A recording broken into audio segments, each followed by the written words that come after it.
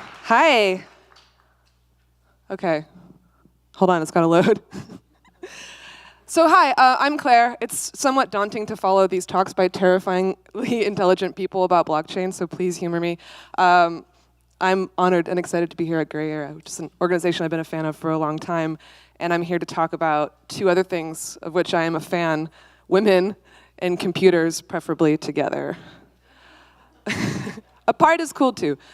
So in March of this year, I published my first book. It's called Broadband, get it, about women and computers together. I did it for all the reasons you would expect. I wanted it to exist. I wanted to read it. I needed it. I wanted some alternative computer heroes to the ones I'd grown up with, people other than just men in garages becoming millionaires, bless their hearts. I wanted to understand what it meant to be a woman using and interfacing with and thinking about technology. If there was a lineage historically which might include someone like me. The funny thing is, ever since this book came out, it's history. People keep asking me about the future. I don't know anything about the future. I know one thing about the future, which I'll tell you later. But I have discovered a great deal about the past, and I want to share that with you, about this lineage of people that I've discovered. We could start anywhere with it, but I want to start in 1989.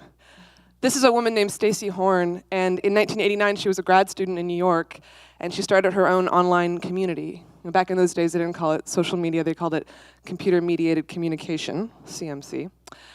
This is long before the World Wide Web, when online still meant mostly a BBS, a text window that you dialed on the phone and paid for by the hour. These communities, I'm sure you all know, once numbered in the thousands all over the world, administered by system operators with a range of subcultural interests as diverse as anything online today. But Stacy was a big fan of this BBS in San Francisco called The Well, very famous for many reasons. But when she started hers, she decided she would make a version of The Well for the East Coast. She called it the East Coast Hangout, or Echo.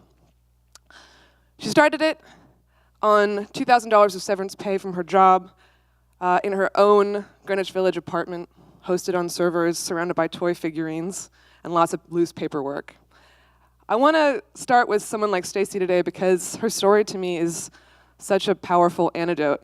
The Silicon Valley myth makers want us to believe that a vision of success is something that looks like serial entrepreneurship, about the gross and vast accumulation of capital, of thinking of companies as products themselves to be bought and sold on the global marketplace. They don't often talk about scrappy community builders like Stacy, who never really made a dime. Even though it was founded before the first web browser, Echo is still online today, which means it's one of the oldest continuously operating online communities in the world. It's achieved that status by keeping things pretty bare bones. As you can see, this is what it looks like in the present day. Stacy never sold, she never franchised, she never advertised, she never indulged in the fantasy of like a lucrative bubble era IPO. She just ran this bare bones community for her people. When the web first came along, she couldn't afford to make the switch to hypertext, so it has remained this Unix-based service, leaving it kind of outside of time, as a text-only world accessible only to those who have sent away in the mail for accounts. This is Stacy with the Echo servers in the early 1990s, when she was kind of like a cyberculture rock star. But when she founded Echo in '89, women made up only barely 10% of the population online. And it was interesting, to say the least, to be a woman online, using a female identity in early social spaces like MUDs and MOOs and BBSs usually led to immediate online harassment. So a lot of women used gender-neutral or male aliases just to get by and not be bothered. It was also really difficult for women to find each other on the early internet because a lot of people were hiding behind various personas. But Echo in this time was 40% female. It almost had parity, which made it one of the earliest spaces online to be accessible to women and hospitable to women. Stacy always resisted the idea that she created Echo as a kind of safe space. She was a real 90s chick, so she said, "Bite me. I wanted to get more women on Echo to make it better," which is a really great way of thinking about it. She had more female users than anybody else on the internet, on an entirely mostly male-dominated internet, because she was the only person trying. She recruited people from non-technical spaces. She would go to parties and bars and happenings in New York City and just try to sell hipsters on the idea of buying a $100 modem, which at the time seemed insane and unreasonable. She made access for women free for an entire year. She would go to women's groups and talk to them about the internet. She gave Ms. Magazine their own conference on BBS. She gave female users their own private space on the service so that they could report instances of harassment and just hang out with each other. She spoke to women's groups. She taught Unix courses out of her apartment so that technical know-how wouldn't be a limitation. She wanted people there joining her. She was a real teacher. This is her teaching Charlie Rose how to use BBS in the early 90s. Oof, rough one. But her main strategy was even simpler. It was just baked into the design. So back in the days of BBS, most BBSs were moderated by hosts, which were just users who were deputized by the service, given free access in order for hosting as you would host a party in your home, right? Like giving people things to talk about, making sure nobody was bugging each other, moving conversation along, being generally present and sort of the responsible authority on the conversation. Every single conversation or conference on Echo had 2 hosts always, 1 male host, 1 female host. That was baked into the design. That way, when women were signing on, sometimes for the very first time in the history of their lives, they would see other women in the mix, in the power structure, as well as in the culture of this place. It let them feel represented in this new territory, which is a very powerful thing. Stacy managed all of this on an entirely male-dominated internet, almost, because she cared enough to make it so, and her platform has remained online, nurturing this tiny but fervid community of users for decades because she has cared enough to keep it so. And that's something that we don't hear as much as I would like to these days, this idea of care. Care. For many in tech, as an industry, caring means caring about.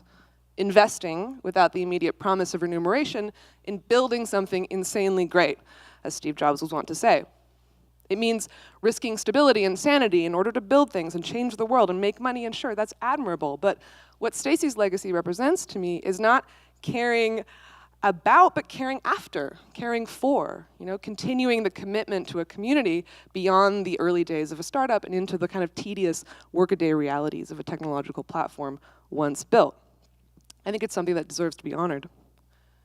And I know that something like Echo can never really compete with its own inheritors. It could barely compete with its contemporaries at the time, but I still always come back to Stacy's story because beyond the sort of simple entrepreneurial accomplishment of it, it represents what can happen when tech opens itself up to women, even a little bit, which is that we bring more women in, and we bring more people in, and in doing so, we bring a different perspective to the table. We begin to reflect the world a little bit more authentically. We start making things that more closely serve the communities that they're meant to serve. And that's something that comes up again and again in the history of women and computers, my 2 favorite things. And that's kind of what I want to talk about today. Because as someone who has spent a good amount of years researching this stuff, if you're just looking for women in the history of technology, just heat map trying to find them in the history, always look first in the places where it makes life better, easier, more connected. Look for the places where form gives way to function. A computer is a machine that condenses the world into numbers to be manipulated and processed, and making that as comprehensible as possible to as many people as possible, regardless of technical skill, background, or expertise, is not an essentially feminine pursuit, because of course, nothing is. But all the women I've talked to in the process of writing this book seem to understand it implicitly as being fundamental, inalienable, and right. So I'm going to share a couple more stories from my book about women at the front lines of technology in the early days. And in the process, I hope a few lessons, because as we face issues of privacy and identity and society in this complicated world, we have a lot to learn from our forebears, because they're the first to encounter some of these problems, which, blockchain notwithstanding, have never really changed. Okay, lesson 1. This one comes to us from Radia Perlman, who, when this photo was taken in the early 1970s, was one of only about 50 women in her class of 1,000 at MIT. In co-ed housing, she was the only woman, the resident oddity. She didn't fit in with the crowd on campus of future engineers and computer scientists because she didn't really even like computers. She had been a precocious math whiz as a kid, and one of her elementary school teachers had gotten her into a programming class, but when she showed up, she felt so overwhelmed by how out of place she was. She was surrounded by all these 7-year-old boys who had been taking radios apart since they were, old enough to talk, and they knew all these fancy computer words like output and input. And she'd never taken apart a radio because she'd assumed, perhaps rightly, that she would get electrocuted or get in trouble. In her first computer science course at MIT, the course instructor returned her very first assignment back to her with an angry note saying that she had done something terribly wrong, he had presumed on purpose, sent the computer into a loop, and wasted an entire ream of paper. Her first programming job was at the AI lab at MIT, where all the other male programmers surrounded her and tried to do things that were helpful, like sit around her and look at all of her mistakes and tell her what she was doing wrong. To this day, she calls herself a last adopter, and although she eventually did crack programming, she gave it up decades ago. And yet, Radia Perlman is one of the most respected computer scientists in the world. She's a routing protocol designer. She designs the algorithms which determine the flow of data across entire networks. When she was at Digital Equipment Corporation in the 80s, she was fundamental to the evolution of Ethernet. She quite literally wrote the textbook on network design. If you've ever taken a network design class, you've probably read her book. But don't just take my word for it. Here is Radia herself in 2014 talking about her role on the internet. Without me, some of the designs, some of the alternate designs, if you just blew on the internet, it would fall over and die. Can you imagine the confidence that it takes to say that without me, if you just blew on the internet, it would fall over and die? And she's right, she really is. The lesson here is that as a culture, we're fed a lot of myths about what it takes to be a good engineer or to succeed in tech as an industry. And that old chestnut about having taken radios apart at an early age seems to come up a lot in the culture, and I have been told in job interviews too. And certainly tinkerers like that are an asset. I'm sure I'm surrounded by many of you. But they're not able to do the kind of thing that Radia can do, which is step outside of a complex system and see the larger patterns at play, to design explicitly with ease of use in mind, not despite of her early experiences with computers, but because of them.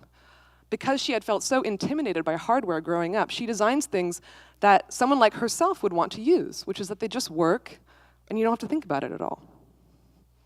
The lesson here is pretty simple, that diversity of all kinds bring immeasurable value to whatever it is that we are doing, and diversity of mind is one of those things. It is highly damaging to think that only certain kinds of people with certain kinds of aptitudes are worthy of contributing to technology. People like Radia, who don't just think outside of the box, but kind of have contempt for the box, those are the people that can have the conceptual distance to make really disruptive innovations and to meet the user where they are. Lesson 2. This one from the 80s. This is Wendy Hall, Dame Wendy Hall, actually. She was given the female equivalent of a knighthood for her contributions to computer science. But when this photo was taken in the 80s, she was a lowly lecturer at the University of Southampton in the UK. She was fascinated by this very newfangled concept called hypertext, which in those days before the web just meant the idea, the practice of connecting ideas, information on screens through links, turning all of the digitized data that computer memory makes possible into useful, applicable, meaningful knowledge.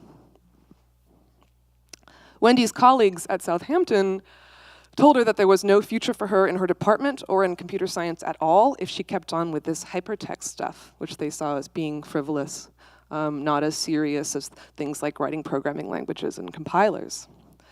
But she ignored them because she was kind of blinded by this idea of what it would be like to create an interactive system for, say, library archives that people could navigate on screen through screen-based links. At the time, again, a very novel concept. She began with the archives at her own university, the University of Southampton, but by 1989, she'd led a team to build an entire system called Microcosm. Here it is. Just as the World Wide Web would do some years later, Microcosm demonstrated this new, totally intuitive way of navigating all of this multimedia information that computers could contain. It made that information dynamic, alive, and adaptable to the user. In fact, it wasn't really like the web at all. It was, in many ways, better. And this is probably like extremely basic 101 for dummies stuff to this crowd, so forgive me, but on the web, links are contextual, embedded in documents, which means that when the destination of a link is changed, taken down, we say that link has rotten, right? We get a 404 error.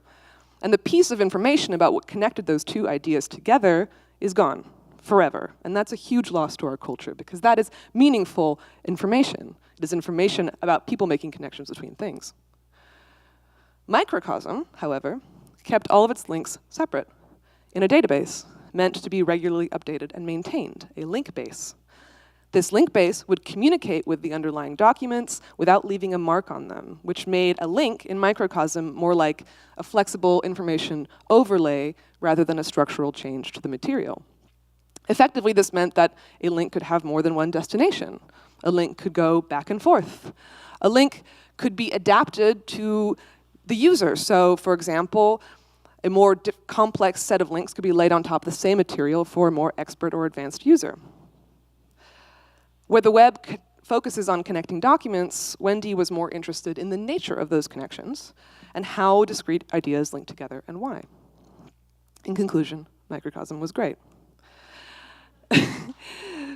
But she wasn't alone in this. I mean, between 84 and 91, there were tons and tons of hypertext systems like Wendy's emerging from universities and from research labs at companies like Apple, IBM, Xerox, Symbolics, and Sun Microsystems. I will say, I mean, none of these look very glamorous, of course, but they are fascinating. And nearly every major team building hypertext systems during this period had women in senior positions. Many reasons for that, largely because hypertext was a really convivial discipline that was open to people from different backgrounds. And all these early hypertext conferences would have poets and writers and social scientists and humanists, anyone who was interested in the nature of making meaning on a screen. Wendy tells me that the conferences of those days were full of the literati, if you can imagine. It wasn't just the take a radio apart types, it was anyone interested in meaning. Anyway. That was like so much a big part of what hypertext as a scene and as a discipline was about, was this value of the associations between documents rather than the documents themselves. Because they really cared deeply about the why, because from why emerges the deepest kind of meaning. It was so much so that when Tim Berners-Lee, Sir Tim Berners-Lee, first presented the World Wide Web in the United States at Hypertext 91 conference in San Antonio, most people who were there thought the system was totally juvenile. In fact, his paper about the web was not accepted to Hypertext 91, and he was forced to, on his own dime, lug his $10,000 Nextcube all the way from CERN to demonstrate the web on the conference floor, like a Ramada in San Antonio. I mean, look at how unimpressed the women in this picture are. People took one look at this system, and people who had been working and studying hypertext for a decade, and thought, like, this is never going to work because the links are contextual. They only go in one direction. So what is the point of a hypertext system if the links can break? It just didn't make any sense. It was counter to everything that community of scholars was doing. And a sidebar story. So this is an amazing anecdote. So he presented the World Wide Web for the very first time in the US during the demos portion of the conference, which is after all of the talks and papers of the day. At the same time as the demos portion was the social hour held on the patio outside of the conference hotel. A major feature of that social hour was the margarita fountain, because this is San Antonio in the summer. And so the very first time that the World Wide Web was being shown in the United States, almost everyone at the conference was outside getting shit-faced on margaritas. And you can even tell in this picture, like right next to where the Nextcube is, that's a margarita. That's a little bit melty, but it's there. So that's like how nonplussed everybody was. They were like, fuck this. Anyway, but like, you know, a year later, or 2 years later, Tim Berners-Lee was keynote at the Hypertext conference, and you know, by a few years, nobody could remember the names of any of these systems. So what is the lesson here? Well, nothing happens in a vacuum. You know, technologies never fall fully formed from the sky. They emerge along a continuum of ideas. The web borrowed actually a lot of concepts from those early systems, like the idea of an anchor link. But it's more like those early systems created the conditions for the web to emerge, right? They were the warm little pool from which life first stirred. Tech history is so often about solitary genius, you know, our Tim Berners-Lees and our Steve Jobs and our Bill Gateses. And of course, those people are remarkable, but they're never alone, right? They were surrounded, because making big things requires big communities, and that's what makes technology so deeply fascinating and interconnected, intertwingled, as Ted Nelson would say. But it's also what makes it hard to acknowledge where things come from, sometimes not until much later, and who deserves credit. Okay, so 3 lessons from ancient tech history that might be applicable today. 1, That a diverse user base, a diverse workplace, a diverse product, a diverse technology is not something that just comes. It must be worked for sometimes through Herculean efforts of outreach and representation. But that once it's done, it's always worth the trouble because it makes a better thing. Different kinds of minds contribute different kinds of value, and nothing happens in a vacuum because technology is a collective effort. The last thing I want to share today is probably, again, old news to most of you, but I want to say it anyway as a coda, as a reminder, as an incantation maybe, that it's important for women in tech, or women who use tech, to know that computing is absolutely, historically, and centrally our domain. During the Second World War, women hired to operate computing machines were the first programmers, and after the war, women led the charge for the development of what was then called automatic programming, which is just the idea that programmers should be able to step above the machine level and code at a higher level of abstraction, which led to nothing less than the development of programming languages themselves and the evolution of programming into a symbolic art. In the 60s, women were half of the workforce in the computing industry, and women earned 40% of computer science degrees at American universities until 1984, when that number started to dive, and has kept diving in a decline unrivaled by any other professional field in history. This is an article from Cosmo, 1967-1968, The Computer Girls, advocating for programming as an interesting and lucrative alternative to secretarial work. Grace Hopper is quoted in this article saying that programming is like planning a dinner party, okay? It was a very feminized landscape. It's true. You have to plan ahead and schedule everything so it's ready when you need it. It's true. If you ever planned a dinner party. What happened after this is the ongoing question. A lot of factors conspired, right? As the early computing industry developed, there was a lack of mentorship as the first generation of programmers aged out of the field. There was, as always, problems of wage disparity, a lack of a sort of structural unwillingness to make space for childcare, a shift in the professional credentials and educational requirements necessary to get a job as a programmer, which often unfairly penalized people who might have taken time off from school to raise children. Several really great technology historians who are much better at this stuff than me have suggested that the professionalization of computing as an industry led implicitly to its masculinization. So if it started feminine, it had to be made masculine. That the semantic shift from coder or operator to software engineer that happened in the late 60s was a signal about who this field was supposed to be for. This seems to have set a certain male-dominated precedent that has only reinforced itself through the years, through marketing more than most things, and misconception, as being somehow natural. This is an Apple commercial, ad commercial, as being somehow natural to computing, but it's not. It's not. I'll say it again. It's not, and there are plenty of us in this room who are proof. So, if you remember nothing else from this talk, remember this. It's that if there is a boys' club that dominates Silicon Valley today, it's an anachronism. It took a generation to create it, and it will probably take a generation and change to fully undo it, to say nothing of breaking it open even further to new, unprecedented levels of inclusivity, because we start so young with this stuff. But I believe firmly that in a technological world, technological histories are important. And if women and girls can see themselves in the foundation of this most transformative of technologies, then we can see ourselves in its future. And when it comes to the future, I said I only know one thing, and that's we're going to need all the help that we can get. Thank you.